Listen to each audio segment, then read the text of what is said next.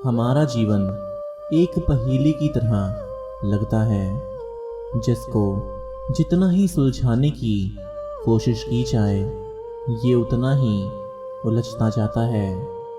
हम धरती पर जन्म लेकर अपने आसपास के वातावरण को अपनी इंद्रियों के द्वारा अनुभव करने लगते हैं। धीरे धीरे हमारे दिमाग का विकास होता है और हम जीवन के बारे में उतना समझ जाते हैं जितना जीवन बिताने के लिए पर्याप्त होता है। लेकिन कुछ ऐसे अनसुलझे सवाल हम सभी के मन में आते ही हैं, जिन सवालों के जवाब हमें समझ में नहीं आते। दुनिया की लगभग हर सभ्यता ने पुनर्जन्म की बातें जरूर की हैं और हमारे सर्वश्रेष्ठ सनातन धर्म के प्राचीन ग्रंथों में पास्ट लाइफ के बारे में बताया गया है। आज के इस वीडियो में हम कुछ ऐसे ही सत्य घटनाओं पर नज़र डालेंगे जो पुनर्जन्म के सिद्धांतों पर आधारित हैं। तो आज की इस वीडियो को अंत तक पूरा ज़रूर देखिएगा। पहला किस्सा यूनाइटेड स्टेट्स के ओहायो में स्थित सिंसिनाटी का है। एरिका विल्मन वहाँ की लोकल निवासी थीं, जिन्होंने एक लड़के को जन्म दिया। इस बच्चे के जन्म से एरिका और उनके हस्बैंड बेहद खुश थे। उन्होंने बच्चे का नाम ल्यूक रख दिया। समय बीतने के साथ साथ ल्यूक बड़ा होने लगा। एरिका ल्यूक पर बहुत ध्यान देती थी, उसकी हर छोटी या बड़ी चीज़ों को ध्यान से देखती थी और खुश होती थी। साथ ही उन्हें यह एहसास भी होने लगा था कि ल्यूक कोई आम बच्चा नहीं है, क्योंकि ल्यूक कुछ बातों पर खास ध्यान देता था जो आम तौर पर कोई 2 साल का बच्चा नहीं दे सकता। जैसे सड़क पार करते हुए वो हमेशा चौकन्ना हो जाता था, किसी गर्म चीज के कप को वो छूने से बचता था। ऐसा लगता था जैसे 2 साल की उम्र में उसे अच्छे से पता है कि उसे अपना ध्यान कैसे रखना है। जब ल्यूक 5 साल का हुआ तब वो काफी ज्यादा अजीब बातें करने लगा था, जिन्हें सुनकर एरिका अक्सर हंसती थी। ल्यूक अक्सर पैम का नाम लेता था, लेकिन एरिका को ये समझ नहीं आता था कि वो किस पैम की बात कर रहा है। एक रात एरिका ने ल्यूक के बारे में अपने हस्बैंड से बात की और उन्होंने बताया कि उन्हें ल्यूक के बिहेवियर पर शक है। एरिका ने कहा कि वो अक्सर कहता है कि वो मेरी तरह ईयरिंग्स पहनता था और भी कुछ ऐसी बातें जो ना जाने उसके दिमाग में कहां से आती थीं। उन दोनों ने दूसरे दिन ल्यूक से बात करने का फैसला किया। पेरेंट्स ने ल्यूक से पूछा कि पैम कौन है। ल्यूक ने जवाब दिया कि पैम मैं था। उसने बताया कि वो पिछले जन्म में एक लड़की था। पैम के लंबे लंबे बाल थे और वो काफ़ी खूबसूरत थी। उसे नहाना बेहद पसंद था और वो वैसे ही ईयरिंग्स पहनती थी जैसे कि एरिका पहनती है। पैम शिकागो में रहती थी और ट्रेन्स का काफ़ी इस्तेमाल करती थी। इसके बाद ल्यूक ने बताया कि आग में जलकर उसकी मौत हो गई थी। इसके बाद वो स्वर्ग में गई, जिसके बाद भगवान ने उसे नीचे भेज दिया और फिर वो एरिका के गर्भ में आ गया। ये सारी बातें 5 साल के बच्चे से सुनकर वो सभी हैरान थे। एरिका ने अपने हस्बैंड से कहा कि उन्होंने ल्यूक को आज तक भगवान या स्वर्ग की बातें कभी भी नहीं बताई हैं, ना ही वो आज तक चर्च गया है। तो फिर ये ऐसी कहानी कैसे बना सकता है? पहले तो एरिका को सब काफ़ी अजीब लगा, लेकिन जल्द ही उन्हें लगा कि हो सकता है इसमें कुछ सच्चाई हो। एरिका ने शिकागो में बीते वक्त घटी आग की घटनाओं को ढूंढना शुरू किया। उन्हें पता चला कि साल 1993 में मार्च के महीने में शिकागो के प्रेक्सटन होटल में आग लगी थी, जिसकी वजह से आसपास रहने वाले 19 लोगों की जान चली गई थी। एरिका ने इस केस की और डिटेल्स निकाली तो उन्हें 29 साल की एक महिला के बारे में पता चला। उसका नाम पैन रॉबिन्सन था, जो कि आग में जलने की वजह से मर गई थी। अब ये कहानी एरिका को इत्तेफाक से ज़्यादा लगने लगी थी। एरिका ने पैम की तस्वीर निकलवाई और उसे कुछ अलग अलग लड़कियों की तस्वीर के साथ मिला दिया और उसे ल्यूक के सामने रख दिया। ल्यूक ने तुरंत ही पैम की तस्वीर उठाई और कहा, यही पैम है।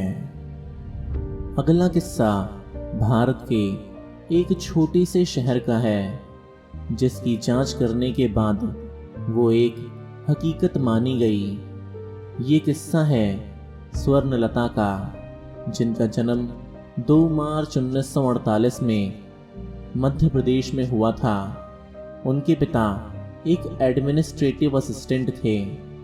जब स्वर्णलता 3 साल की थीं, उनके पिता उन्हें एक ट्रिप पर लेकर गए थे। सफ़र के दौरान वो कटनी शहर से गुजरे।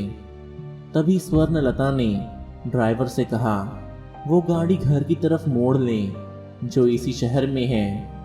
वो लोग बच्ची की बातों को इग्नोर करके आगे बढ़ते चले गए और चाय पीने के लिए एक चाय की दुकान पर रुक गए।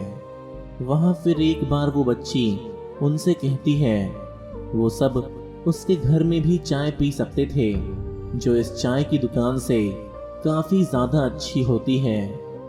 ये स्वर्णलता के मुंह से कहे गए कुछ शुरुआती वाक्य थे, जिन पर उनके पिता ने कुछ खास ध्यान नहीं दिया। समय आगे बढ़ा और स्वर्णलता 5 साल की हो गई। अब वो अपने घर में ऐसा नृत्य करती जो उन्होंने कभी भी सीखा नहीं था। वो ऐसी भाषा में गाना गाती जो उनके सामने कभी किसी ने भी बोली ही नहीं थी। अगले कुछ सालों तक स्वर्णलता अपने भाई बहनों को अपनी पिछली जिंदगी के बारे में बताती तो कभी अपने माता पिता को बताती। वो कहती कि वो कटनी शहर की पाठक परिवार में रहती थी। अब स्वर्णलता के पिता कुछ सीरियस हो गए थे। कुछ समय बाद जब मिश्रा परिवार छतरपुर में शिफ्ट हुआ, तब उनकी मुलाकात कटनी से आई एक महिला से हुई जो प्रोफेसर अग्निहोत्री की पत्नी थी। साल 1958 में स्वर्णलता ने भी उनसे मुलाकात की। स्वर्णलता ने बताया कि वो उन्हें जानती हैं। स्वर्णलता के पिता ने अब इन स्टेटमेंट्स को एक जगह दर्ज करना शुरू कर दिया। स्वर्णलता के पिता ने उस परिवार के बारे में जांच की तो पाया कि ये दोनों परिवार कभी भी आसपास नहीं रहे। वो हमेशा 100 मील की दूरी पर थे। उनकी भाषा और बोलचाल भी काफ़ी अलग थे। अब मार्च 1959 में राजस्थान यूनिवर्सिटी के पैरासाइकोलॉजी डिपार्टमेंट से HM बनर्जी इस केस को इन्वेस्टिगेट करने छतरपुर पहुंचे। उनका परिवार एक दूसरे से मिला नहीं था। बनर्जी ने स्वर्णलता से बातें की और उनके पास्ट के बारे में जानने की कोशिश की।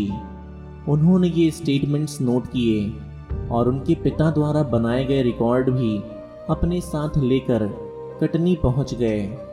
स्वर्णलता ने अपने घर को डिस्क्राइब करते हुए बताया था कि वो सफ़ेद मकान था जिसमें 4 कमरे थे, दरवाजे काले थे।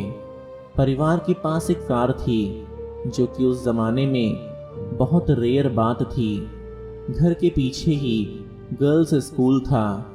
इसके अलावा उधर से एक रेलवे ट्रैक और चूने की भट्टी दिखाई देती थी।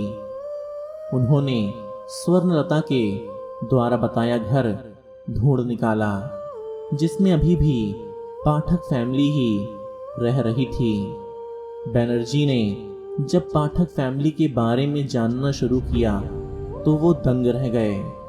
दरअसल पाठक फैमिली की बेटी बिया साल 1939 में लगभग 40 वर्ष की उम्र में मर गई थी और स्वर्णलता की बताई गई बातें एकदम सच हो रही थी। जब स्वर्णलता और उनका परिवार कटनी आया तो स्वर्णलता ने अपने परिवार को, अपनी फैमिली मेंबर्स को पहचानने में एक भी सेकंड नहीं लगाया। उसने उन लोगों को बताया कि वहाँ क्या क्या बदल चुका है। स्वर्णलता ने नीम के पेड़ के बारे में जिक्र किया जो बिया के समय उस घर में मौजूद था, लेकिन बिया के जाने के बाद उसे कटवा दिया गया था। अब बिया के पति और बेटे ने जब बिया से मिलने आए तो उन्होंने बिया का एक टेस्ट लिया, लेकिन 24 घंटे तक झूठ बोलने के बाद भी वो स्वर्णलता को गुमराह नहीं कर सके। वो उन्हें तुरंत पहचान ली। इसके बाद जब स्वर्णलता मैहर गई तो वहां भी उन्हें अपने प्रियजन और परिवार वालों को पहचान लिया, क्योंकि मैहर में बिया की शादी हुई थी। एक बार बिया के भाइयों ने स्वर्णलता से कहा कि बिया के दांत टूट गए थे। स्वर्णलता ने तुरंत जवाब दिया कि उनके दांत टूटे नहीं थे, बल्कि उसमें गोल्ड की फिलिंग कराई गई थी। भाइयों को ये बात याद नहीं थी, लेकिन कंफर्म करने पर पता चला कि ये एकदम सच है। एक बार स्वर्णलता ने मिसेस अग्निहोत्री से कहा कि बिया उनके साथ एक शादी में गई थी जहां उन्हें टॉयलेट को ढूंढने में काफ़ी दिक्कत हुई थी।